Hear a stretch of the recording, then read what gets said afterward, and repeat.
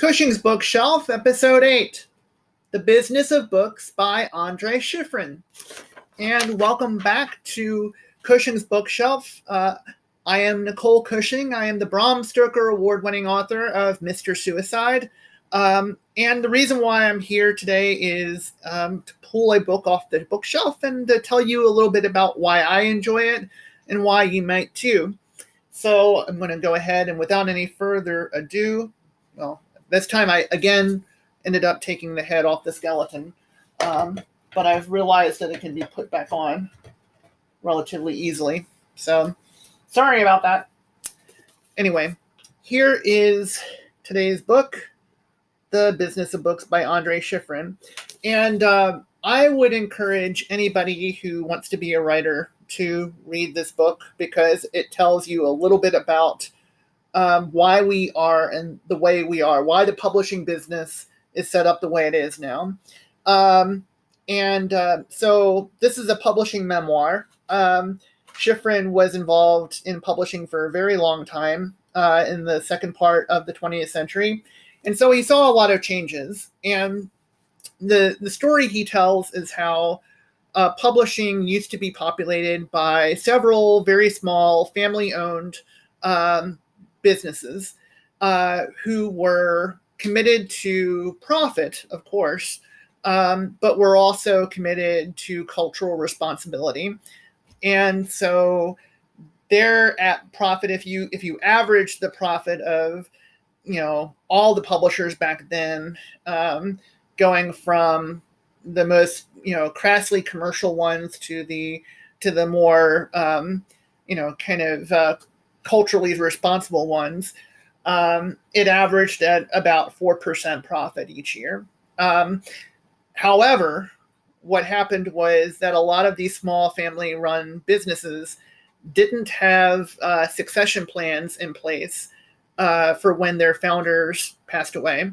And so as a result, the families oftentimes sold them to corporate entities or really multinational conglomerate entities.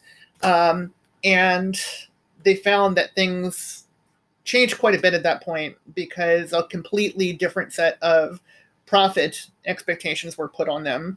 Instead of the 4% that they had been used to, they were expected to bring in 12 to 15% profit, which means that the kinds of books that were generated from that system had to be much more of the blockbuster type. And so this is why we see the blockbusterization of publishing in the same way that we have seen it occur in film, where it's really about the big tentpole projects as much as possible and attempting to get big tentpole kind of projects focused on rather than, small books that might be kind of challenging or morally ambiguous or any of those kinds of things.